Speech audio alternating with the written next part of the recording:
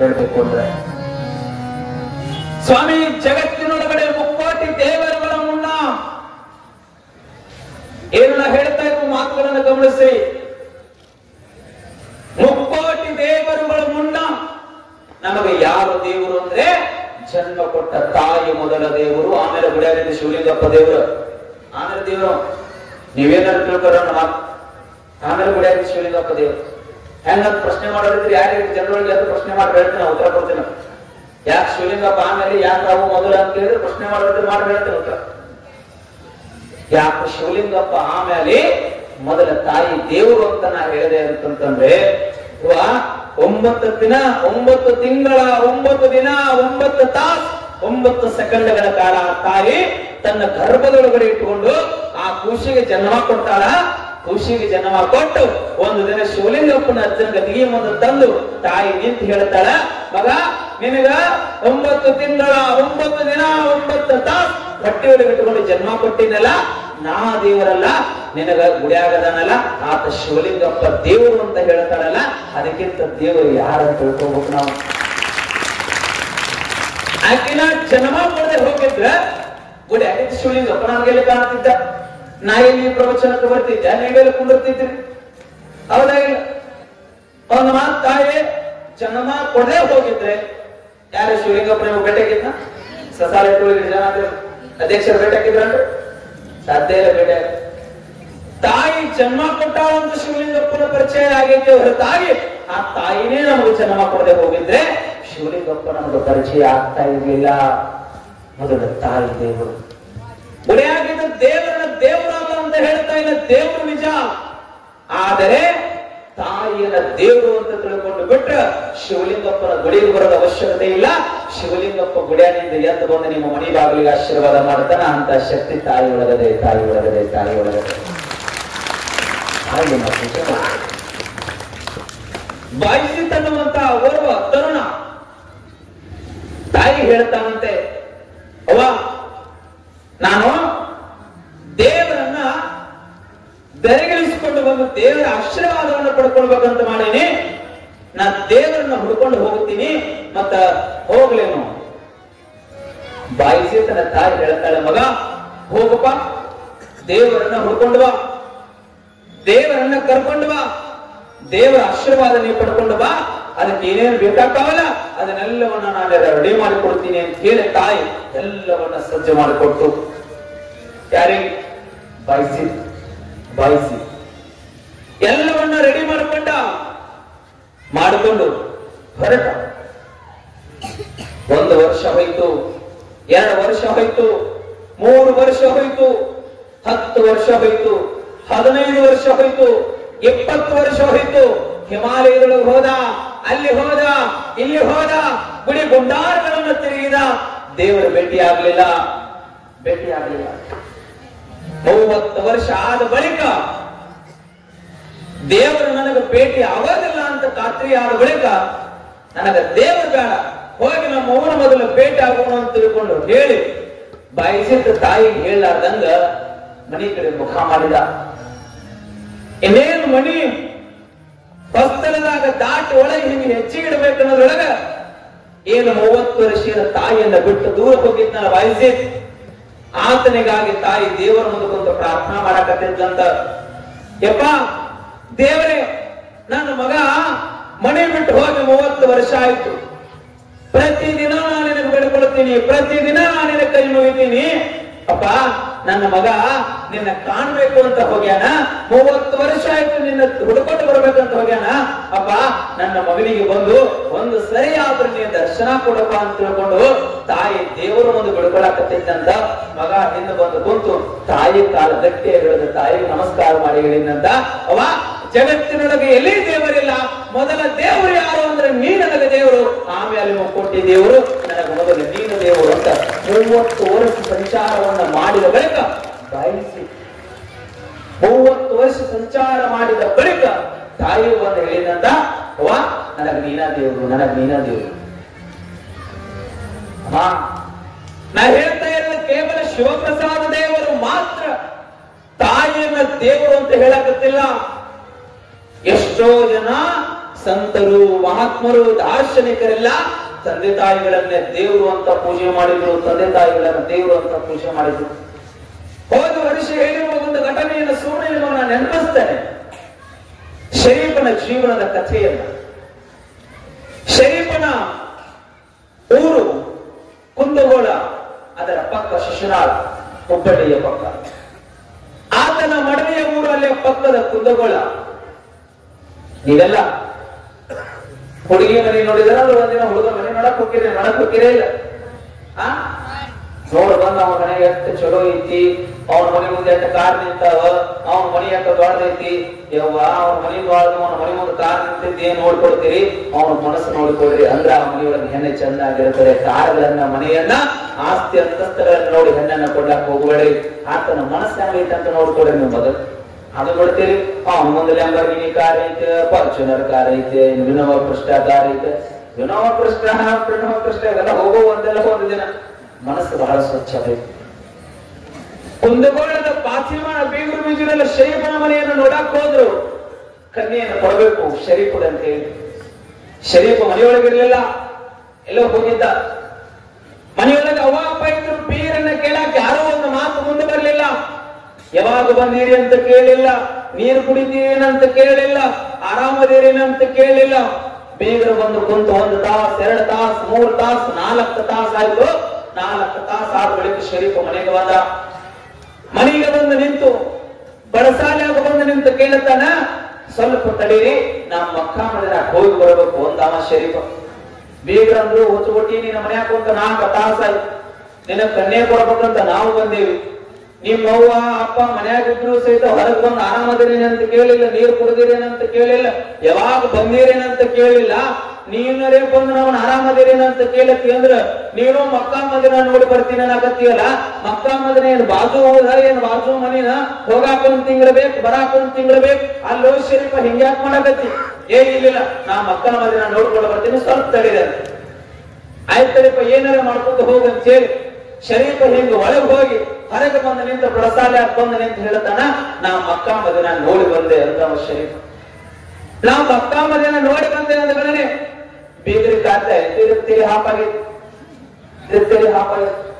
ನಮ್ಮ ಕ್ಷೇತ್ರ ಪವಿತ್ರ ಕ್ಷೇತ್ರ ಇರೋದು ಅಲ್ಲಿ, ಬಹು ದೂರದಲ್ಲಿ. ಹೋಗೋದಕ್ಕೆ 1 ತಿಂಗಳು ಬೇಕು, ಬರೋದಕ್ಕೆ 1 ತಿಂಗಳು ಬೇಕು. ಒಳಗೆ ಹೋಗಿ ಹೊರಗೆ ಬಂದು ನಿಂತನಾಕತ್ತಾನ, ಮಕ್ಕಾ ಮದಿನ ನೋಡಿ ಬಂದೆ ಅಂತ ಅನ್ನಕತ್ತಾನ. ಅಲ್ಲೋ ಶರೀಫ ಹುಚ್ಚಿಗೆ ತಿಳಿದತ್ತೇನೆ ಹಿಂಗಾಕ್ ಮಾಡಕತ್ತಿ. ಶರೀಫ್ ಬಹಳ ದೊಡ್ಡ ಕಿಮ್ಮತ್ತಿನ ಮಾತು ಹೇಳ್ತಾನ, ಹುಚ್ಚರ ನನಗೆ ಹುಚ್ಚಿಡಿದಿಲ್ಲ, ನಿಮಗೆ ಹುಚ್ಚಿಡದಂದ. ಏನು ನಿಮ್ಮ ಪಾಲಿಗೆ ದೂರದಲ್ಲಿರುವ ಮಕ್ಕಾ ಮದಿನ ನಿಮಗೆ ದೇವರಾದ್ರ, ನನಗ ಮಕ್ಕಾ ಮದಿನ ಯಾರು ಅಂತಂದ್ರ ನನಗ ಜನ್ಮ ಕೊಟ್ಟ ತಂದೆ ತಾಯಿಗಳೇ ನನ್ನ ಪಾಲಿಗೆ ಮಕ್ಕಾ ಮದಿನ ಅಂತ ಹೇಳಿದ ಶರೀಫ. ಮಕ್ಕಾ ಮದಿನ ಅಂತ ಹೇಳಿದ.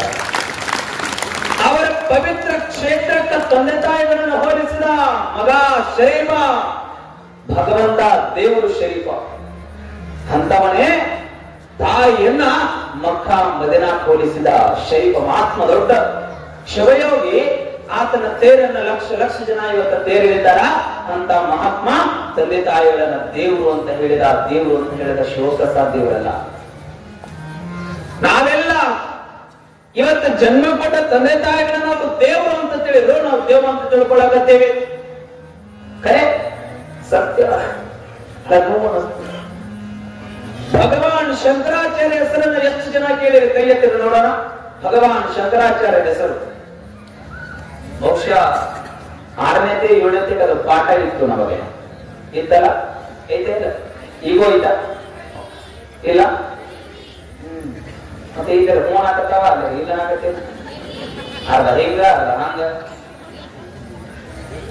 ಬಟ್ಟೆ ಇರ್ಲಿ ಬಿಡ್ಲಿ ಇತ್ತು ಪಾಠ. ಅವರ ಹೆಸರನ್ನ ಎಲ್ಲರೂ ಕೇಳಿದ್ದೀವಿ. ದೊಡ್ಡ ವೀರು ಪರ್ವತದ ಸನ್ಯಾಸ. ಅವರ ಜೀವನಗಳ ಒಂದು ಘಟನಾ ನಡೀತದೆ. ಭಗವಾನ್ ಶಂಕರಾಚಾರ್ಯ ಜೀವನಗಳ ಆ ಮನೆಯಿಂದ ಸುಮಾರು 1-1.5 ಕಿಲೋಮೀಟರ್ ದೂರದಲ್ಲಿ ಹರಿತಕ್ಕಂತಹ ಒಂದು ನದಿ. ಆ ನದಿ ಹೆಸರು ಚೂರ್ಣಾ ನದಿ. ಏನು ಆ ನದಿ ಹೆಸರು? ಚೂರ್ಣಾ ನದಿ.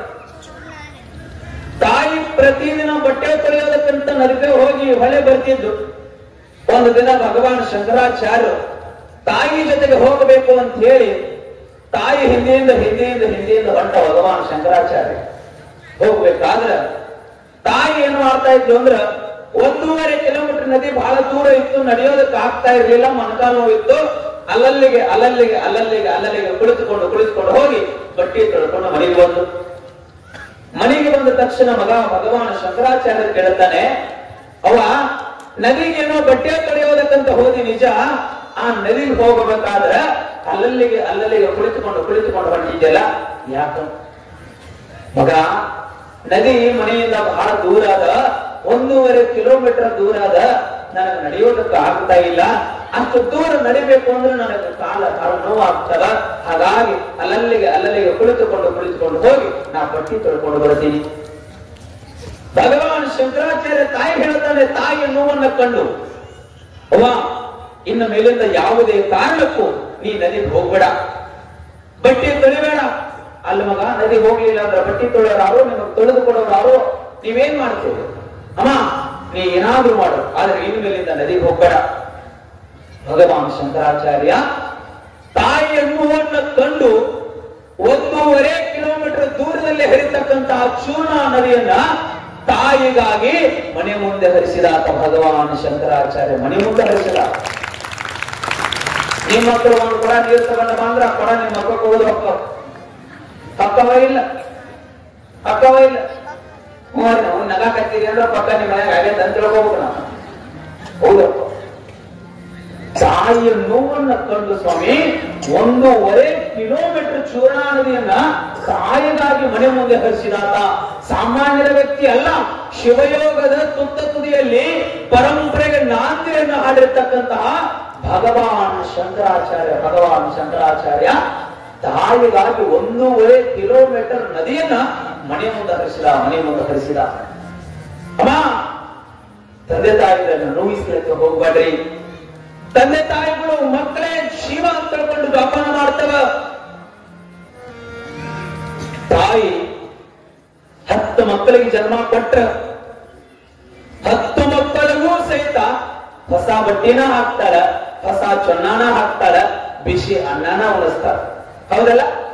10 ಮಕ್ಕಳಿಗೆ ಹೊಸ ಅಂಗಿನ ಹಾಕ್ತಾಳ, ಹೊಸ ಚೊನ್ನಾನ ಕೊಡಿಸ್ತಾಳ, ಬಿಸಿ ಅನ್ನನ ತುತ್ತು ಮಾಡಿ ಉಣಿಸ್ತಾಳ. ದೊಡ್ಡವಾದ ಮೇಲೆ ಆ 10 ಮಕ್ಕಳು ತಾಯಿ ಒಂದು ಚಲೋ ಸಿರಿ ಕೊಡಿಸೋದಿಲ್ಲ, ತಾಯಿಗೆ ಒಂದು ತುತ್ತು ಬಿಸಿ ಅನ್ನ ಹಾಕೋದಿಲ್ಲ. ಮನೆಯಾಗ ಒಂದು ಸೊಸಿ ಹೇಳ್ತಾಳ, ಅಲ್ಲೇ ಅಡಿಗೆ ಮನೆಯಾಗ ಅಡಿಸಿದ ಅನ್ನದ ನಿಮ್ ಮಗು ಉಣ್ತಿದ್ರ ಉಣ್ಣ ಅಂತ ಹೇಳು, ಬಿಡ್ತಿದ್ರ ಏನಂತಾಳ? ಬಿಡು ಅಂತಾಳ. ಎಷ್ಟು ನೋವಲ್ಲ. ಆ ತಾಯಿ 10 ಮಕ್ಕಳನ್ನ ಜೋಪಾನ ಮಾಡ್ತಾಳ. ಆ 10 ಮಕ್ಕಳು ದೊಡ್ಡವಾದ ಮೇಲೆ ಒಬ್ಬ ತಂದೆ ತಾಯಿಗಳನ್ನ ಜೋಪಾನ ಮಾಡಕ ಅಳತಾವ. ಬಹಳ ಜನ ಮಕ್ಕಳೆಲ್ಲ ಜಗಳಾಡಕತ್ತಿದ್ರಂತ. ತಂದೆ ತಾಯಿಗಳ ಆಸ್ತಿ ಬಹಳ ಗಳಿಸಿಟ್ಟಾಗ, ಆ ಹೊಲ ನನಗ ಬೇಕು, ಈ ಮನಿ ನನಗ ಬೇಕು, ಆ ಮನಿ ನನಗ ಬೇಕು, ಈ ಹೊಲ ನನಗ ಬೇಕು, ಈ ಕಾರು ನನಗ ಬೇಕು ಅಂತ ಜಗಳಾಡಕತ್ತಿದ್ರಂತ. ಕೊನೆಗೆಲ್ಲ ಹಿರಿಯರ ಪಾಲ ಮಾಡಿ ಆಸ್ತಿ ಬೇಕು ಅಂದಾಗ ಎಷ್ಟು ಜನ ಬಾಯ ಮಾಡಕತ್ತಿದ್ರಲ್ಲ, ಹಿರಿಯರೆಲ್ಲ ಸೇರಿ ಒಂದು ಮಾತಂದ್ರಂತ, ನೋಡಪ್ಪ ಆಸ್ತಿ ಅಂತ ಪಾಲಾಯ್ತು, ಮತ್ತ ಅವ್ವ ಅಪ್ಪನ ಯಾರ ಕಡೆ ಇಟ್ಕೊಂತೀರಿ ಅಂದ್ರೆ ಒಬ್ಬ ಮಗ ಮುಂದೆ ಬಂದು ನಾ ಇಟ್ಕೊಂತೀನಿ ಅಂತ ಹೇಳಿಲ್ಲ ಅಂತ. ಅನಿಸ್ತದ. ನೀವು ಜನ್ಮ ಕೊಟ್ಟ ಮಕ್ಕಳೇ ನಿಮ್ಮನ್ನ ಮನೆ ಒಳಗೆ ಇಟ್ಕೊಂಡು ಜೋಪಾನ ಮಾಡೋದಿಲ್ಲ. ತಂದೆ ತಾಯಿಗಳು ಎಷ್ಟು ಕಷ್ಟದಿಂದ ಬೆಳೆಸಿರ್ತಾರೆ ಅಂದ್ರೆ ಮಕ್ಕಳನ್ನ. ಒಬ್ಬ ತಾಯಿ ಒಂದು ಕೂಸಿಗೆ ಜನ್ಮ ಕೊಡ್ತಾಳೆ. ಗಂಡ ಕೂಸಿಗೆ ಜನ್ಮ ಕೊಟ್ಟ 1 ವರ್ಷದಲ್ಲಿ ತೀರ್ಕೊಂಡು ಬಿಡ್ತಾನೆ. ಆ ತಾಯಿ ಬಹಳ ಕಡುಬಡತನದ ಮನೆತನ. ಮನೆಯೊಳಗ ಆ ಕೂಸಿಗೆ ಏನಾರ ತಂದು ಒಂದು ಹೊಸ ಅಂಗಿ ಹೊಸ ಚೊನ್ನ ಕೊಡಿಸ್ಬೇಕಂದ್ರೆ ಇನ್ನೊಬ್ಬರ ಮನೆಯೊಳಗೆ ಮುಸ್ರಿ ತೊಳೆದು ಬಂದ ಆ ಹಣದಿಂದ ಆ ಅನ್ನದಿಂದ ಕೂಸಿಗೆ ಊಟ ಮಾಡಿಸ್ತಿದ್ದಂತ ತಾಯಿ. ಅಷ್ಟು ಬಡತನ ಮನೆತನ, ಬಹಳ ಕಡುಬಡತನ ಮನೆತನ. ತಾಯಿ ಎಷ್ಟೇ ಕಷ್ಟ ನನಗಾಗ್ಲಿ, ಆದ್ರೆ ನನ್ನ ಮಗನಿಗೆ ಮಾತ್ರ ಕಷ್ಟ ಆಗೋದು ಬೇಡ ಅಂತ ಹೇಳಿ ಆ ಕೂಸನ್ನ ಬಹಳ ಚೆನ್ನಾಗಿ ಜೋಪಾನ ಮಾಡಿದ್ದು. ಆ ಕೂಸನ್ನ ಒಂದು ದೊಡ್ಡ ಶಾಲೆಗೆ ಹೋಗಿ ಹಾಕ್ತಾಳ. ನನ್ನ ಮಗ ಬಹಳ ದೊಡ್ಡ ಜ್ಞಾನಿ ಆಗ್ಬೇಕು, ನನ್ನ ಮಗ ಬಹಳ ಚೆನ್ನಾಗಿ ಹೋಗ್ಬೇಕು, ನನ್ನ ಮಗ 10 ಜನರ ಮಧ್ಯದಲ್ಲಿ ನಿಂತು ಮಾತನಾಡಬೇಕು, ನನ್ನ ಮಗ ಬಹಳ ದೊಡ್ಡ ಹುದ್ದೆಗೆ ಆಯ್ಕೆ ಆಗ್ಬೇಕು ಅಂತ ಹೇಳಿ ತಾಯಿ ತನ್ನೆಲ್ಲ ನೋವುಗಳನ್ನ ಬದಿಗಿಟ್ಟು ತಾನು ಇನ್ನೊಬ್ಬರ ಮನೆಯೊಳಗೆ ಮುಸುರಿ ತೊಳೆದು ಬಂದ ಹಣದಿಂದ ಮಗನನ್ನ ಒಂದು ದೊಡ್ಡ ಶಾಲೆಗೆ ಹಾಕ್ತಾರೆ. ಪ್ರತಿದಿನ ತಾಯಿ ಮಗನನ್ನ ಶಾಲೆಗೆ ಬಿಡೋದಕ್ಕೆ ಹೋಗೋದು. ಶಾಲೆ ಟೈಮ್ ಆಯ್ತಂದ್ರೆ ಎಲ್ಲ ಕೆಲಸವನ್ನು ಬಿಟ್ಟು ಶಾಲೆಗೆ ಹೋಗೋಂತ ಬಂದು ಮಗನನ್ನ ಮನೆ ಕರ್ಕೊಂಡು ಹೋಗೋದು. ಒಂದು ದಿನ ಆ ಶಾಲೆ ಒಳಗ ಆತನ ಸ್ನೇಹಿತರೆಲ್ಲ ಕಾಡ್ಸೋದಕ್ಕೆ ಪ್ರಾರಂಭ ಮಾಡಿದ್ರಂತ. ಇವ ಕುಡ್ಡಿ ಮಗ ಅದನ, ಕುಡ್ಡಿ ಮಗ ಅದನ, ಕುಡ್ಡಿ ಮಗ ಅದನ. ಆ ತಾಯಿಗೆ ಒಂದು ಕಣ್ಣಿರಲಿಲ್ಲ. ಕುಡ್ಡಿ ಮಗ ಅದನ, ಕುಡ್ಡಿ ಮಗ ಅದನ ಅಂತ ಕಾಡ್ಸಿದ್ರೆ ಮಗ ಶಾಲೆಯನ್ನು ಅರ್ಧದಲ್ಲೇ ಬಿಟ್ಟು ಮನೆಗೆ ಓಡಿ ಬಂದ ತಾಯಿಗೆ ಹೇಳ್ತಾನೆ, ಅವ್ವ ಇನ್ನು ಮೇಲಿಂದ ನೀ ಶಾಲೆಗೆ ನನ್ನನ್ನು ಬಿಡುವುದಕ್ಕೆ ಬರಕ್ ಹೋಗಬೇಡ. ಆಯ್ತು ಹೇಳ್ತಾರೆ, ಮಗ ಯಾಕೆ ಏನಾಯ್ತು? ನೋಡು, ನಿನಗೊಂದು ಕಣ್ಣಿಲ್ಲ, ನೀರೇ ಕೂಟಿದಿ, ನಾನು ಶಾಲೆ ಒಳಗೆಲ್ಲ ಕುಡ್ಡಿ ಮಗ ಅಂತ ಕರೆಯಕತ್ತಾರ. ಇವತ್ತಿನಿಂದ ನೀ ಸಾಯು ಮಠ ನನಗೆ ಮುಖ ತೋರಿಸ್ಬೇಡ ಅಂತ ಹೇಳಿದ ಸಣ್ಣ ಕೂಸು ಮಗ. ಮುಖ ತೋರಿಸ್ಬೇಡ ನನಗೆ. ತಾಯಿ ಒಂದು ಮಗ ಚೆನ್ನಾಗಬಹುದು, ಚೆನ್ನಾಗ್ ಬರೀ ಶಾಲೆ ಆಗು, ನಾ ಬರೋದಿಲ್ಲ ಶಾಲೆ ಕೊಡೋದಕ್ಕ ಅಂತ ಹೇಳಿ ತಾಯಿ ಪ್ರತಿದಿನ ಕೊಡೋದಕ್ಕೆ ಹೋಗ್ತಿದ್ದು. ಅವತ್ತು ಶಾಲೆಯನ್ನು ಮಗನಿಂದ ಕಳಿಸೋದಕ್ಕೆ ಹೋಗ್ಲಿಲ್ಲ. ಮಗನ ಹೋಗೋದು ಕೊಡೋದು ಮಾಡು. ಬೆಳೆದ ಮಗ ನಿರ್ಧಾರ ತಗೊಂಡ. ಶಾಲೆಯೊಳಗೆಲ್ಲ ಕುಡ್ಡಿ ಮಗ ಬಂದ ಅಂತ ಕಾಣಿಸೋದನ್ನ ಕೇಳಿದ ಮಗ ನನ್ನ ತಾಯಿಯನ್ನೇ ಬಿಟ್ಟು ಹೋಗ್ಬೇಕು ಅಂತ ನಿರ್ಧಾರ ಮಾಡಿದ. ತಲೆಯೊಳಗ ಮಗ ಹೊರಟ. ತಾಯಿಗೆ ಹೇಳಲಾರ್ದಂಗ ಮತ್ತೆ ರಾತ್ರಿ 12ರ ಜಾವ ಮನೆ ಬಿಟ್ಟು ಹೊರಟ ಮಗ. ಎಲ್ಲಿಗೆ ಹೋಗ್ತಾನೆ ಗೊತ್ತಿಲ್ಲ, ಬದುಕು ಹೇಗೆ ಕಟ್ಕೋಬೇಕಂತ ಗೊತ್ತಿಲ್ಲ. ಹೌದಾ, 1 ವರ್ಷ ಅಲ್ಲ, ತಾಯಿಯನ್ನು ಬಿಟ್ಟು 25 ವರ್ಷ ಮಗ ದೂರ ಹೋದ. ತಾಯಿಗೆ ನೋವಾಗಿರ್ಲಿಕ್ಕಿಲ್ಲ. ಒಂದೇ ಒಂದು ಕೂಸು. ಆ ಕೂಸು ಅರ್ಧ ರಾತ್ರಿಯಲ್ಲಿ ಮನೆ ಬಿಟ್ಟು ಹೋಗಿದೆ. ತಾಯಿ ಬೆಳಗಿನ ಜಾವ ಎದ್ದು ಬಾಜು ಕೈ ಹಾಕ್ತಾಳೆ, ಮಗನೇ ಇಲ್ಲ. ಊರೆಲ್ಲ ಹುಡುಕಾಡ್ತಾಳೆ, ಊರೆಲ್ಲ ತಿರುಗುತ್ತಾಳೆ. ಬೇರೆ ಊರಾಗಿ ಗೊತ್ತಿಲ್ಲ. ಹೋಗ್ಬೇಕು ಅಂದ್ರೆ ಹಣ ಇಲ್ಲ. ಏನ್ ಮಾಡ್ಬೇಕು ಆ ತಾಯಿ? ಹೋದ. 25 ವರ್ಷ ಮನೆ ಬಿಟ್ಟು ಹೋದ ಮಗ ಒಂದು ದಿನ ಪೇಪರ್ ಒಳಗೆ ಬಂದ.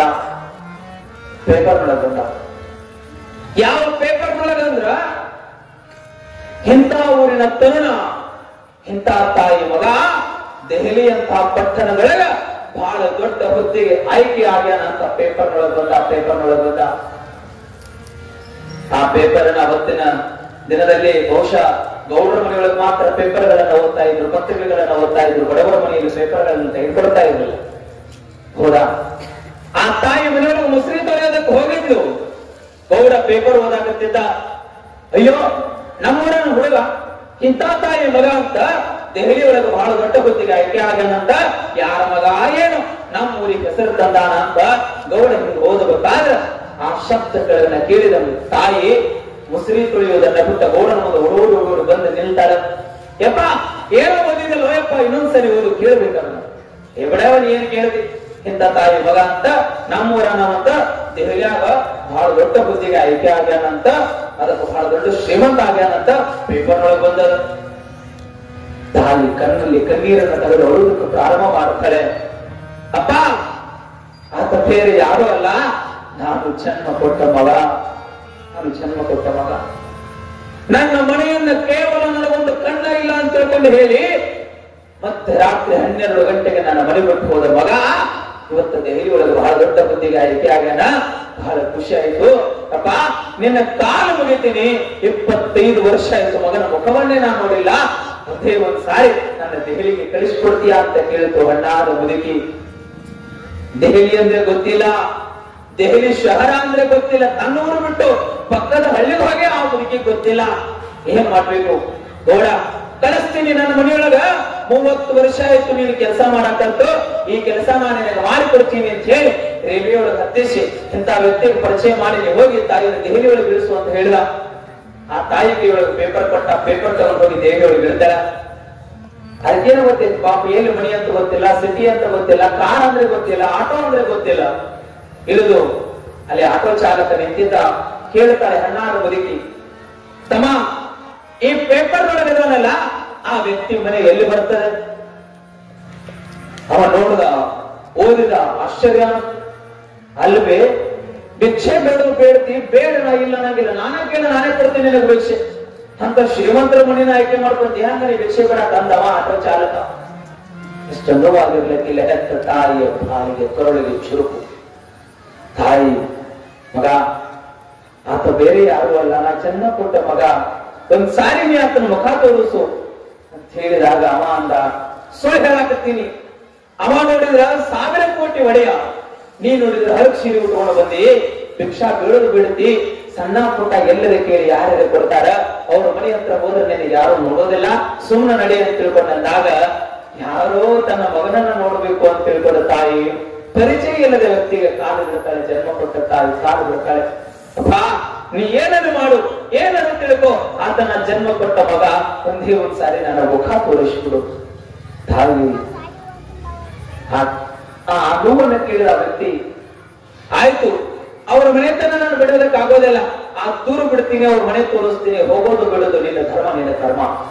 ಆಯ್ತು ಹೇಳ್ದ, ಮನೆ ಹತ್ರ ಹೋಗಿ ನಿಲ್ತಾಳೆ. ಕಂಪೌಂಡ್ ವಾಚ್ಮನ್ಗಳೆಲ್ಲ ನಿಂತಿದ್ರು, ಪೊಲೀಸರೆಲ್ಲ ಸೆಕ್ಯೂರಿಟಿ ಆಗಿ ನಿಂತಿದ್ರು, ಮನೆ ಮುಂದೆಲ್ಲ 4-5 ಎಸ್ಕಾರ್ಟ್ಗಳು ನಿಂತಿದ್ರು, ಪೊಲೀಸರು ನಿಂತಿದ್ರು. ಆ ತಾಯಿ ಕೇಳ್ತಾಳೆ, ಅಪ್ಪ ಈ ಪೇಪರ್ ನೋಡೋದಾನಲ್ಲ, ಆತ ಎಲ್ಲ ನಾನು ಸ್ವಲ್ಪ ಕರಿತೀರಿ.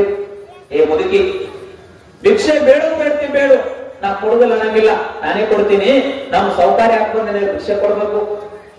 ಯಪ್ಪ ನಾ ಭಿಕ್ಷೆ ಬಿಡಕ್ ಬಂದಿಲ್ಲಪ್ಪ, ಅವ್ರನ್ನ ನೋಡಿ ಹೋಗಾಕ್ ಬಂದೀನಿ, ಒಂದ್ಸಾರಿ ನನಗೆ ಅವ್ರ ಮುಖ ತೋರಿಸು. ಒಂದೇ ಸಾರಿ ತಾಯಿ ಹೇಳೋದಕ್ಕೆ ಪ್ರಾರಂಭ ಮಾಡುತ್ತಾಳೆ. ವಾಚ್ಮನ್ ಅಂತ ಆಗೋದಿಲ್ಲ, ನಡಿ ನಡಿ ಬೈದ ಕಲಿಸಿದ. ತಾಯಿ ಹೋಗ್ಲಿಲ್ಲ, ಅಲ್ಲೇ ನಿಂತು. ಮಗ ಗಾರ್ಡನ್ ಒಳಗೆ ಪೇಪರ್ ಓದಾಕತ್ತಿದ್ದ. ಕೇಳ್ತಾನೆ, ಏ ವಾಚ್ಮನ್ ಯಾಕೆ ಭಯ ಮಾಡಕತ್ತ? ಸರ್, ಯಾವುದೋ ಒಬ್ಬ ಮುದುಕಿ ಹರಕ್ ಸೀರೆ ಉಟ್ಕೊಂಡು ಬಂದಾಳ, ನಿಮ್ಮನ್ನ ಭೇಟಿ ಹಾಕ್ಬೇಕನ್ನಾಗತ್ತಾಳ. ಯಾರಕ್ಕೆ ಅಂತ ತಿಳ್ಕೊಂಡು ಬರೋದ್ರೊಳಗ ಮಗನಿಗೆ ಗೊತ್ತಾಯ್ತು ಈಕೆ ನನ್ನ ತಾಯಿ ಅಂತ. ತಾಯಿಗೆ ಗೊತ್ತಾಯ್ತು ಈಕೆನೇ ನನ್ನ ಮಗ ಅಂತ. ತಾಯಿ ಅಳೋದಕ್ಕೂ ಪ್ರಾರಂಭ ಮಾಡಿದ್ರು, ಮಗ ಮಾತ್ರ ಒಂದು ಹನಿಕನ್ನ ನೀರು ಹಾಕ್ಲಿಲ್ಲ. ಇಷ್ಟು ದೊಡ್ಡ ಇದ್ವ ನಮ್ಮ ಪರಿಸ್ಥಿತಿ. ಒಳಗ ಮಡದಿ ಹೆಂಡತಿ ಕೂಗ್ತಾಳ, ರೀ ಯಾವ್ದೋ ಭಿಕ್ಷಕ ಜೊತೆ ಮಾತಾಡ್ಕೊಂತ ನಿಂತಿರಲ್ಲ, ಮಕ್ಕಳು ಸ್ಕೂಲಿಗೆ ಹೊಂಟಾವ, ನಿಮ್ ಜೊತೆ ಮಾತಾಡ್ಬೇಕನ್ನಾಗತ್ತವ, ಆ ಭಿಕ್ಷಕಿ ಜೊತೆ ನಿಂತು ಏನ್ ಮಾತಾಡಕತ್ತೀರಿ, ಒಳಗ್ ಬಳಿ ಅಂತ ಕರೆದರು. ಯಾರು? ಹೆಂಡತಿ. ಈ ಮಗ ಹೆಂಡತಿ ನಮ್ಮವ್ವ ಅದಾಳ ಅಂತ ಹೇಳಿರ್ಲಿಲ್ಲ. ನಮ್ಮವ್ವನ ಈ ಆಕಾರದಾಗ ನೋಡಿಬಿಟ್ರ ಎಲ್ಲಿ ನನ್ನ ಹೆಂಡತಿ ಬಿಟ್ಟು ಹೋಗುತ್ತಾಳ ಅಂತ ಹೆಂಡತಿಗೆ ಹೇಳಿದ್ದ ಮಗ ನಮ್ಮವ್ವ ಸತ್ತಾಳ. ಇದ್ದ ತಾಯಿಯನ್ನ ಸತ್ತಾಳ ಅಂತ ಹೇಳುವುದಕ್ಕಾಗಿ ಹೇಗೆ ಬಂತು ಆ ಮಗನಿಗೆ ಆ ಮಾತು ಅಂತ ಗೊತ್ತಾಗ್ಲಿಲ್ಲ. ಈಗಲೇ ನನ್ನ ತಾಯಿ ಅಂತ ಹೇಳಿಬಿಟ್ರೆ ನನ್ನ ಹೆಂಡತಿಯಲ್ಲಿ ಬಿಟ್ಟು ಹೋಗ್ತಾಳ ಅಂತೇಳಿ ಹೆಂಡತಿಯ ಪ್ರೀತಿಗೆ ಮನಸೋತ ಗಂಡ ಹೆತ್ತ ತಾಯಿಯ ಕುತ್ತಿಗೆ ಕೈಯನ್ನ ಹಾಕಿ ತಳ್ಳಿಬಿಟ್ಟ ಕಡಿ ನೀನು ಅಂತ ಹೇಳಿ ಕಣ್ಣೀರನ್ನ ಹಾಕ್ತಾ ಹಾಕ್ತಾ ತಾಯಿ ತನ್ನ ಊರಿಗೆ ಬರ್ತಾಳೆ. ಮಗ ಆ 7 ತಿಂಗಳ ಆಡಳಿಕೆ ಯಾವುದೋ ಒಂದು ಕೆಲಸದ ನಿಮಿತ್ತವಾಗಿ ತನ್ನ ಊರಿನ ಮೇಲೆ ಹೋಗ್ಬೇಕಾಗಿತ್ತು. ಈ ಊರೊಳಗೆ ನಾವು ಹೋಗಲ್ಲ ಅಂತ ತಿಳ್ಕೊಂಡು ಹೇಳಿ ನೆನಪಾಗಿ ಹೋಗುತ್ತಾನ. ಸಣ್ಣ ಗುಡಿಸಲು ಮಳೆಯಾಗಿತ್ತು, ಆ ಗುಡಿಸಲೆಲ್ಲ ಸೋರ್ತಾ ಇತ್ತು, ಬಾಗ್ಲ ತೆಗೆದಿತ್ತು. ಕೂಗುತ್ತಾನ, ಕರೀತಾನ, ಆ ಮನೆಯೊಳಗೆ ಬರೋದಕ್ಕೆ ತಾಯಿ ಇರಲಿಲ್ಲ.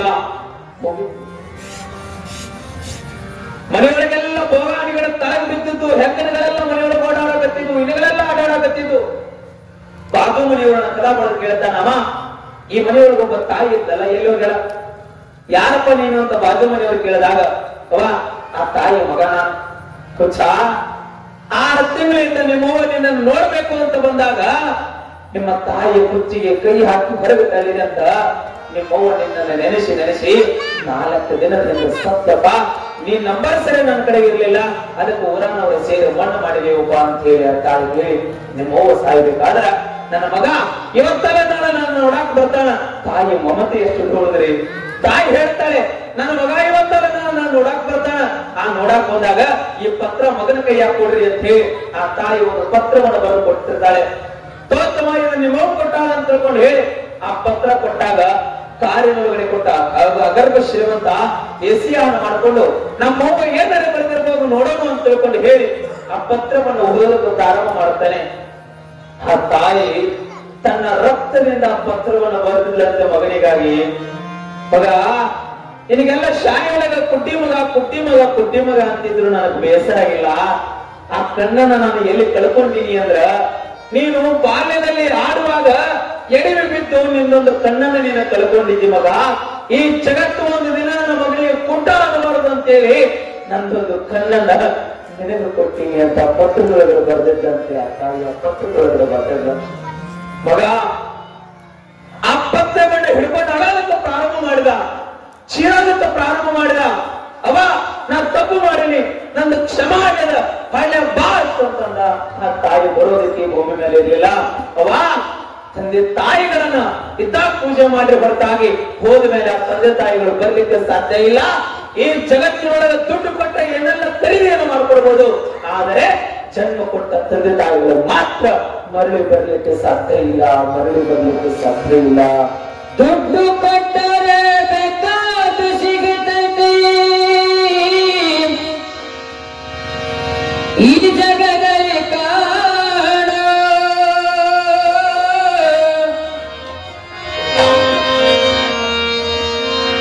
ಹಣದ ತಾಯಿಯನ್ನು ಕಳೆಕೊಂಡ ಮೇಲೆ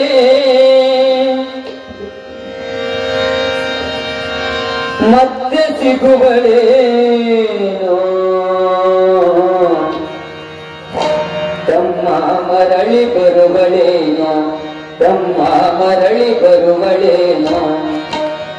ದುಡ್ಡು ಕೊಟ್ಟರೆ ಬೇಕಾದು ಸಿಗುತ್ತದೆ ಈ ಜಗದಲ್ಲಿ ಕಾಣ, ಹಣದ ತಾಯಿಯನ್ನು ಕಳೆಕೊಂಡ ಮೇಲೆ, ಹಣದ ತಾಯಿಯನ್ನು ಕಳೆಕೊಂಡ ಮೇಲೆ ಮತ್ತೆ ಸಿಗುವಳೇನೋ, ತಮ್ಮ ಮರಳಿ ಬರುವಳೇನೋ, ತಮ್ಮ ಮರಳಿ ಬರುವಳೇನೋ.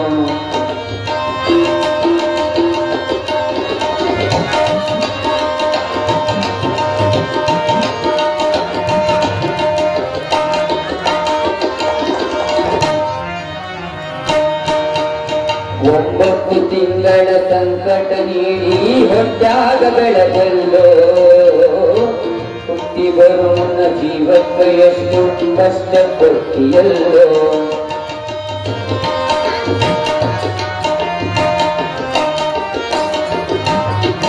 ಒಂಬತ್ತು ತಿಂಗಳ ಸಂಕಟ ನೀಡಿ ಹೊಟ್ಟಾಗ ಬೆಳೆದಲ್ಲೋ, ಹುಟ್ಟಿ ಬರುವನ ಜೀವಕ್ಕೆ ಎಷ್ಟು ಕಷ್ಟ ಕೊಟ್ಟಿಯಲ್ಲೋ.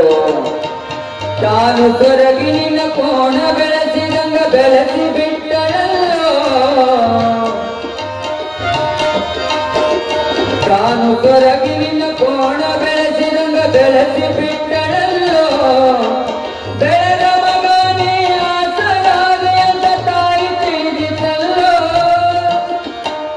ಬೆಳೆದ ಮಗನೇ ಆಸರಾದೆ ಅಂತ ತಾಯಿ ತಿಳಿದಿದ್ದಲ್ಲೋ. ಜೀವ ಬಿಟ್ಟಿತ್ತು ನಿನ್ನ ಮ್ಯಾಲೋ, ಜೀವ ಬಿಟ್ಟಿತ್ತು ನಿನ್ನ ಮ್ಯಾಲೋ. ದುಡ್ಡು ಕೊಟ್ಟರೆ ಬೇಕಾದು ಸಿಗುತ್ತದೆ ಈ ಜಗದಲ್ಲಿ ಕಾಣ, ಹಣದ ತಾಯಿಯನ್ನು ಕಳೆಕೊಂಡ ಮೇಲೆ ಮತ್ತೆ ಸಿಗುವಳೇನೋ, ತಮ್ಮ ಮರಳಿ ಬರುವಳೇನೋ, ತಮ್ಮ ಮರಳಿ ಬರುವಳೇನೋ.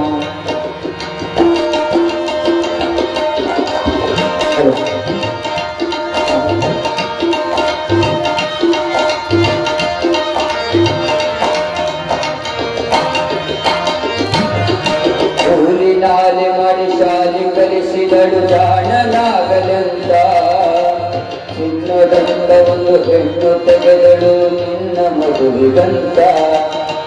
ಸಾಲ ಶೂಲ ಮಾಡಿ ಮದುವೆ ಮಾಡಿದಳು ಬಳ್ಳಿ ಹಬ್ಬನಂತ, ಸಾಲ ಶೂಲ ಮಾಡಿ ಮದುವೆ ಮಾಡಿದಳು ಬಳ್ಳಿ ಹಬ್ಬನಂತ. ಮುಪ್ಪಾನ ಮುದುಕಿ ಏನೇನ ಕನಸು ಕಟ್ಟುಕೊಂಡು ಕುಂತಿದ್ದ, ಮುಪ್ಪಾನ ಮುದುಕಿ ಏನೇನ ಕನಸು ಕಟ್ಟುಕೊಂಡು ಕುಂತಿದ್ದ. ಕನಸು ಕನಸಾಗಿ ಹೋದ, ಕನಸು ಕನಸಾಗಿ ಹೋದ. ದುಡ್ಡು ಕೊಟ್ಟರೆ ಬೇಕಾದು ಸಿಗುತ್ತದೆ ಈ ಜಗದಲ್ಲಿ ಕಾಣ, ಹಣದ ತಾಯಿಯನ್ನು ಕಳೆಕೊಂಡ ಮೇಲೆ ಮತ್ತೆ ಸಿಗುವಳೇನೋ, ತಮ್ಮ ಮರಳಿ ಬರುವಳೇನೋ, ತಮ್ಮ ಮರಳಿ ಬರುವಳೇನೋ.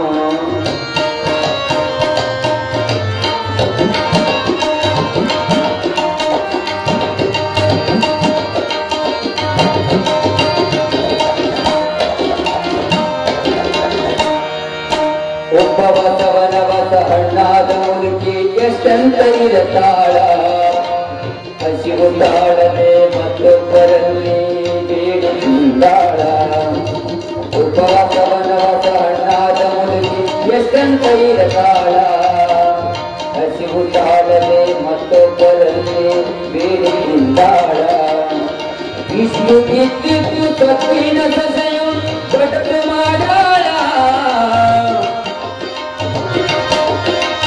ಇಷ್ಟು ಇದ್ದಿದ್ದು ತಪ್ಪಿನ ಸಸೆಯು ದೊಡ್ಡದು ಮಾಡಾಳ ಅವಮನದ ಮಗದ ಹಡದ ತಾಯಿಗೆ ಹೊರಗ ಹಾಕತಾಳ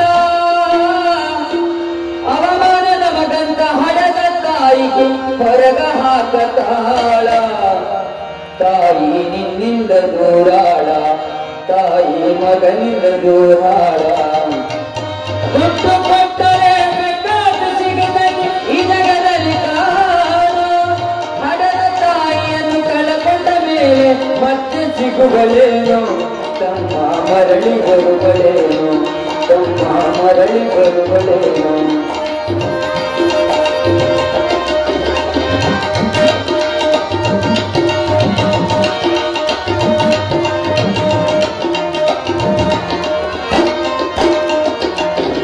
ಮಗ ಇದ್ದರೂ ಹಳೆದ ತಾಯಿಯು ಪರದೇಶಿಯಾಗುವುದು ಅಲ್ಲಿ ಭಿಕ್ಷೆಯ ಬೇಡಿ ದಿನಗಳ ಕಳ್ತಾಳು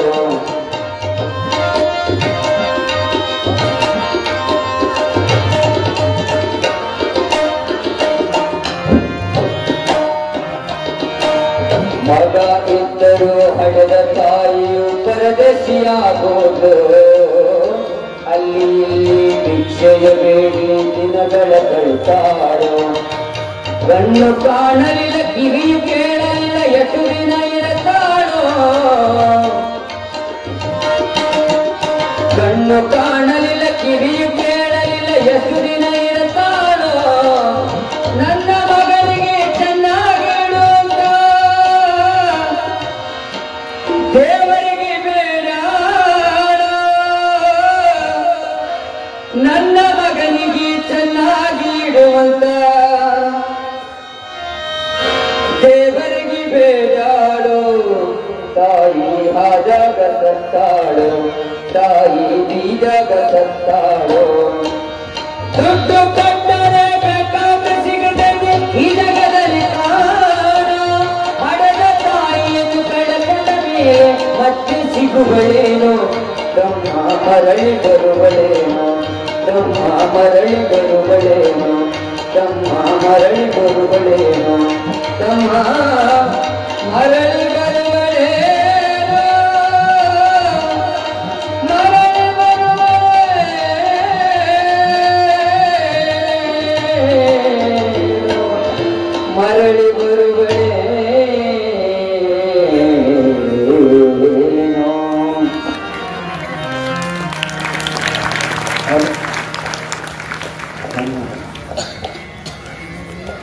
ಈ ಜಗತ್ತಿನೊಳಗಡೆ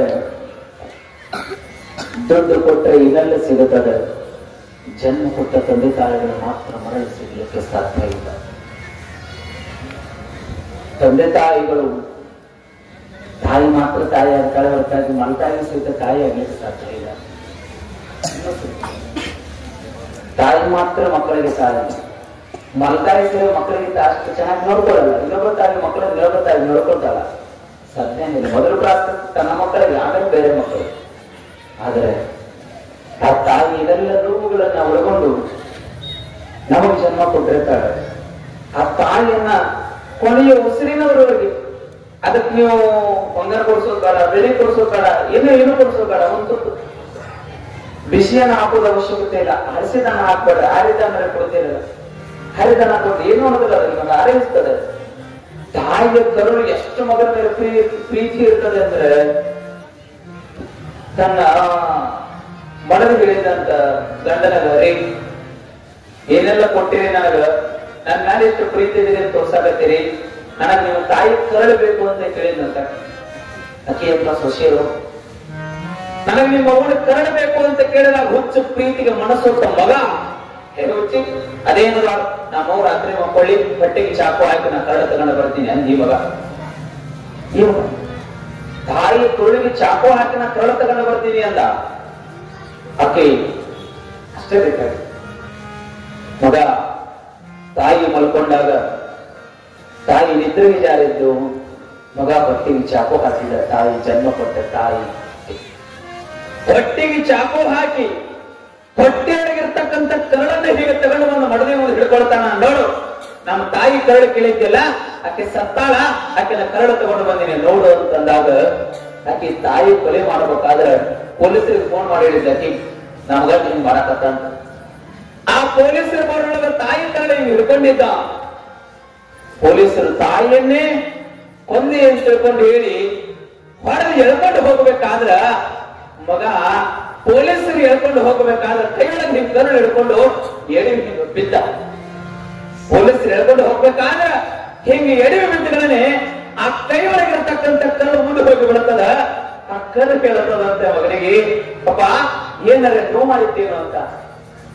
ಆ ಕರಡು ಬಿದ್ದ ಕರಡು ಮಗನಿಗೆ ಕೇಳುತ್ತದಂತೆ, ಪೊಲೀಸರಿಗೆ ಹೇಳುತ್ತದಂತೆ, ಸರ್ ನನ್ ಮಗ ಏನೂ ತಪ್ಪು ಮಾಡಿಲ್ಲ, ನನ್ ಮಗನಿಗೆ ಹೊಡಿಬೇಡಿ ಅಂತ ತಿಳ್ಕೊಂಡು ತಾಯಿ ಕರು ಹೇಳುತ್ತದೆ. ಸತ್ತ ಬಳಿ ಕರು ಹೊಡೆದ್ರು ಸಹಿತ ತಾಯಿ ಎಷ್ಟು ಪ್ರೀತಿ ಇಟ್ಟಿರ್ತಾರೆ ಸ್ವಾಮಿ ಮಕ್ಕಳ ಮೇಲೆ.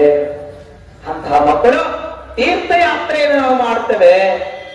ಅದಕ್ಕಾಗಿ ದಾಸರು ಬರೀತಾರೆ, ಮಾತಾ ಪಿತರನ್ನು ಬಳಲಿಸುವ ಮಗ ಯಾತ್ರೆಯ ಮಾಡಿದರೇನು ಫಲ. ಉತ್ಸಾಹ ಅವ್ವ ಅಪ್ಪನ ಊಟ ಕೊಡ್ಲಾರ್ದಂಗ ಅವ್ವ ಅಪ್ಪನ ಹೊರಗಾಕಿ ತೀರ್ಥ ಯಾತ್ರೆಗಳನ್ನು ನೀನು ಮಾಡಿದ್ರ ದೇವರು ಒಲಿತಾನಂತ ತಿಳ್ಕೊಂಡು ಏನು? ದೇವರು ಒಲಿಲಿಕ್ಕೆ ಸಾಧ್ಯ ಇಲ್ಲ. ಅವ್ವ ಅಪ್ಪನ ಒತ್ತು ಹೊರಗೆ ಹಾಕಿ ಕಾಶಿ ಒಳಗೆ ಹೋಗಿ ಗಂಗಾ ನದಿ ಒಳಗೆ ಮುಳುಗಿ ವಿಶ್ವನಾಥನ ದರ್ಶನ ತಗೊಂಡು ಬಂದ್ರೆ ನಿಮಗೆ ಶಾಪನೇ ತರ್ತದೆ ಹೊರತಾಗಿ ಪುಣ್ಯ ತಟ್ಟಲಿಕ್ಕೆ ಸಾಧ್ಯ ಇಲ್ಲ, ಪುಣ್ಯ ತಟ್ಟಲಿಕ್ಕೆ ಸಾಧ್ಯ ಇಲ್ಲ. ಯಾರು ತಂದೆ ತಾಯಿಗಳ ಮನಸ್ಸನ್ನು ನೋಯಿಸಿ ತೀರ್ಥ ಯಾತ್ರೆಗಳನ್ನ ಮಾಡ್ತೀರಿ, ಇದು ಫಲವಿಲ್ಲ, ವ್ಯರ್ಥ ವ್ಯರ್ಥ ವ್ಯರ್ಥ. ತೀರ್ಥಯಾತ್ರೆ ಮಾಡೋದನ್ನ ಬಿಡ್ರಿ, ತಂದೆ ತಾಯಿಗಳಿಗೆ ನಮಸ್ಕಾರ ಮಾಡಿ ನೋಡ್ರಿ. ಕಾಶಿ ಒಳಗಿದ್ದ ವಿಶ್ವನಾಥ ನಿಮ್ಮ ಮನೆ ಬಾಗಿಲಿಗೆ ಬಂದು ಆಶೀರ್ವಾದ ಮಾಡ್ತಾನೆ, ನಿಮ್ಮ ಮನೆ ಬಾಗಿಲಿಗೆ ಬಂದು ಆಶೀರ್ವಾದ ಮಾಡ್ತಾನೆ. ಇಂಥ ಶಕ್ತಿ ತಾಯಿಯ ಪಾದದೊಳಗಡೆ ಪಾದದಾಗ. ಹಾಗಾಗಿ ಬಹಳ ಜನ ಕಣ್ಣಾಗ ನೀರು ಹಾಕಿದ್ರಿ, ನಮ್ ಕಣ್ಣಾಗ ನೀರು ಹಾಕ್ಸಿದ್ದಕ್ಕಾಗಿ ಸ್ವಾರಿ ಕೇಳ್ತೇನೆ. ನಮ್ಗೆ ಅನಿವಾರ್ಯ ನಾನು ಹೇಳ್ಬೇಕಾಗಿತ್ತು. ಬಾಕಿಲೆಲ್ಲ ಸಣ್ಣ ಸಣ್ಣ ಮಕ್ಕಳಾಗತ್ತೆ, ಬಹಳ ನೋವು ಅನಿಸ್ತದೆ ನಮಗೆ. ಸಣ್ಣ ಸಣ್ಣ ಕೂಸು ಅವಕ್ಕೇನು ಅರಿವೇ ಇಲ್ಲ ಅಂತ ಕೂಸೆಲ್ಲ ಕಣ್ಣಾಗ ನೀರು ಹಾಕತ್ತ. ಅಮ್ಮ, ಇರುವವರಿಗೆ ತಂದೆ ತಾಯಿಗಳನ್ನ ರಕ್ಷಣೆ ಮಾಡ್ರಿ, ತಂದೆ ತಾಯಿಗಳನ್ನ ಪೂಜಿಸ್ರಿ. ಅವರನ್ನ ಹೊರತುಪಡಿಸಿ ಯಾವ ದೇವರುಗಳು ಈ ಜಗತ್ತಿನಲ್ಲಿ ಇಲ್ಲ. ತಂದೆ ತಾಯಿಗಳನ್ನ ಪೂಜಿಸಿದ್ರೆ ಮುಕ್ಕೋಟಿ ದೇವರುಗಳನ್ನ ನಾವು ಪೂಜಿಸಿದ ಹಾಗೆ ಸಕಲ ದೇವತೆಗಳು ತಂದೆ ತಾಯಿಗಳನ್ನ ನೀವು ಪೂಜೆ ಮಾಡಿದ್ರೆ ಮನೆಯೊಳಗೆ ಬಂದಿರ್ತಾರ. ಅಂತಹ ಶಕ್ತಿ ತಂದೆ ತಾಯಿಯೊಳಗದೆ. ಹಾಗಾಗಿ ತಂದೆ ತಾಯಿಗಳನ್ನ ಪೂಜೆ ಮಾಡುವಂತಹ ಅವರ ಆಶೀರ್ವಾದವನ್ನು ಪಡೆದುಕೊಳ್ತಕ್ಕಂತಹ ಕೆಲಸ ಕಾರ್ಯವನ್ನ ದಯವಿಟ್ಟು ತಾವೆಲ್ಲರೂ ಮಾಡಿ. ಕುಡಿತಕ್ಕೆ ಒಳಗಾಗ್ಬೇಡ್ರಿ, ಕುಡಿದ್ರು ಪರವಾಗಿಲ್ಲ, ಕುಡೀರಿ. ಎಷ್ಟು ಕುಡೀರಿ ಅಂತಂದ್ರೆ ದಿನ ಕುಡಿಯೋರಿದ್ರೆ ವಾರದಾಗ ಒಮ್ಮೆ ಕುಡೀರಿ. ಅಜೋರು ಕುಡಿ ಅಂತ ಹೇಳ ತಿಳ್ಕೊಂಡು ಮಾತಾಡ ಸ್ಟಾರ್ಟ್ ಮಾಡಿ ಬಿಡ್ತಾ ಹೋಗ್ರಿ. ದಿನ ಕುಡಿಯೋರು ವಾರಕ್ಕೊಮ್ಮೆ ಕುಡೀರಿ, ವಾರಕ್ಕೊಮ್ಮೆ ಕುಡಿಯೋರು 15 ದಿನಕ್ಕೊಮ್ಮೆ ಕುಡೀರಿ, 15 ದಿನಕ್ಕೊಮ್ಮೆ ಕುಡಿಯೋರು ತಿಂಗಳಿಗೊಮ್ಮೆ ಕೊಡ್ರಿ, ತಿಂಗಳಿಗೊಮ್ಮೆ ಕೊಡೋರು ವರ್ಷಕ್ಕೊಮ್ಮೆ ಕೊಡ್ರಿ, ವರ್ಷಕ್ಕೊಮ್ಮೆ ಕುಡಿಯೋರು ಜೀವನದ ಉದ್ದಗಲಕ್ಕೂ ಬಿಟ್ಟೇ ಬಿಡ್ರಿ ಅಂತಕ್ಕಂತಹ ಮಾತುಗಳನ್ನ ಈ ವೇದಿಕೆಯ ಮೂಲಕವಾಗಿ ಹೇಳಿ ಬಿಡ್ರಿ. ಈ ಚಪ್ಪರ ಹೊಡಿದ್ರೆ ಮತ್ತೆ ಅಂಗಡಿಗೆ ಹೋಗೋದ, ಇಲ್ಲಿ ಹೊಡಿದ್ರು ಅಲ್ಲಿ ಅಂಗಡಿಗೆ ಹೋಗುದು. ದಯವಿಟ್ಟು ಮಾಡ್ಲಿಕ್ಕೆ ಹೋಗ್ಬಾರ್ದು. ಅದರಿಂದ ನಿಮ್ ಶರೀರ ಹಾಳಾಗ್ತದೆ. ನಿಮ್ ಶರೀರ ಉದಾರವಾಗಿದ್ರೆ ನೀವು ಕುಡ್ರಿ, ನಾ ಬೇಡ ಅನ್ನೋದಿಲ್ಲ. ಅದರಲ್ಲಿ ನಮ್ಮ ಶರೀರ ಬಹಳ ಬಲಿಷ್ಠವಾಗಿರ್ತದೆ ಅನ್ನುವಂಥವ್ರು ಯಾರಾದ್ರೂ ಕುಡೀರಿ. ನಾ ಕುಡಿಯೋದು, ನೀವು ಕುಡೀರಿ, ನಾ ಬೇಡ ಅಂತ ಇಲ್ಲ. ಅದನ್ನ ಜೀವನ, ಅದು ನೀರು ಕುಡಿದು ಕುಡಿತಾರೆ. ಕೆಲವು ಜನ ಬೆಳಗ್ಗೆ ಎತ್ತುಗಳನ್ನ ಆಗಬೇಕಂತ ಕೈಯ ಕಾಲ ಆಡೋದಿಲ್ಲ ಅಂತ ಮಕ್ಕಳಿಗೆ ಹಾಲು ಕೊಡೋರು ಆಡೋದಿಲ್ಲ. ಹಾಗಾಗಿ ಕುಡೀರಿ, ಅದನ್ನೇ ಜೀವನದ ಉದ್ದಕ್ಕೂ ಚಟವನ್ನಾಗಿ ಮಾಡ್ಕೊಳ್ಬೇಡ್ರಿ ಅಂತಕ್ಕಂತಹ ಮಾತುಗಳನ್ನು ಹೇಳಿ. ಕಾರಣ ನೀವು ಚಟ ಮಾಡೋದ್ರಿಂದ ಅದು ಮಕ್ಕಳ ಮೇಲೆ ಪರಿಣಾಮ ಆಗ್ತದೆ, ಮಕ್ಕಳಿಗೂ ಸಹಿತ ಚಟಗಳಿಗೆ ದಾಸರಾಗ್ತಾರೆ. ಹಾಗಾಗಿ ಮಡಲಿಗೆ ನೋವನ್ನ ಕೊಡ್ಲಿಕ್ಕೆ ಹೋಗ್ಬೇಡ್ರಿ. ಕಾರಣ ನಿಮ್ಮನ್ನೇ ನಂಬಿ ಸರ್ವಸ್ವ ತಿಳ್ಕೊಂಡು ಆ ಮಡಲಿ ಒಂದು ಮನೆಯಿಂದ ತುಳಿದು ಇನ್ನೊಂದು ಮನೆಗೆ ಬಂದಿರ್ತದೆ. ಅದಕ್ಕೆ ಪರಿಚಯನೇ ಇರೋದಿಲ್ಲ, ಅದಕ್ಕೆ ಗೊತ್ತೋ ಇರೋದಿಲ್ಲ. ನೋಡ್ರಿ, ನೀವು ನೋಡ್ರಿ ಎಷ್ಟು ಗಟ್ಟಿ ಅಂತಂದ್ರೆ, ನೀವು ಎಷ್ಟು ಚಲೋ ಅಂತಂದ್ರೆ ನಿಮ್ಮನ್ನ ನೋಡಾಕು 100 ಜನ ಬಂದಿರ್ತಾರೆ. ಹೌದಾ? ನಿಮ್ಮನ್ನ ನೋಡಾಕು 100 ಜನ ಬಂದಿರ್ತಾರ. ನಿಮ್ಮನ್ನ ಮದುವೆ ಮಾಡಿ ಕೊಡ್ಬೇಕು ಅಂದಾಗ ಅವ್ರು ನನ್ನಿಂದ 10 ಗಾಡಿ ಬರ್ತಾವ 20 ಗಾಡಿ ಬರ್ತಾವ ನಮಗ್ ಗೊತ್ತಿಲ್ಲ. 10 ಗಾಡಿ ಯಾಕೆ ಬರ್ಲಕ್ಕ 20 ಗಾಡಿ ಯಾಕೆ ಬರ್ಲಕ್ಕ ಅವ್ನ ಮನೆಗೆ ಹೋಗ್ಬೇಕಾದ್ರೆ ಒಬ್ಬರು ಹೋಗ್ತೀರಿ. ನಿಮ್ದಂತ ಧೈರ್ಯ ನಾವು ಒಬ್ಬರು ಹೋಗ್ತೀರಿ. ಆ ಮನೆಯ ಪರಿಚಯ ಇರಲ್ಲ, ಗೊತ್ತಿರಲ್ಲ, ಬಿಗಿರಲ್ಲ, ಒಬ್ರಿಗೆ ಹೋಗಿ ಆ ಮನೆತನವನ್ನ ನಿಭಾಯಿಸುವಂತಹ ಶಕ್ತಿ ಇದೆ ಅಲ್ಲ. ಹಾಗಾಗಿ ತಾಯಿ ಅಂದ್ರೆ ದೇವರು, ಹೆಣ್ಣು ಅಂದ್ರೆ ದೇವರು ಅಂತ ಪೂಜೆ ಮಾಡುವಂತಹ ಸಂಸ್ಕೃತಿಯ ನಾಡಿನ ಭವಿತವ್ಯದ ಭಾರತದಲ್ಲಿ ನಾವೆಲ್ಲರೂ ಇದ್ದೇವೆ. ಹಾಗಾಗಿ ತಂದೆ ತಾಯಿಗಳನ್ನ ಪೂಜೆ ಮಾಡಿ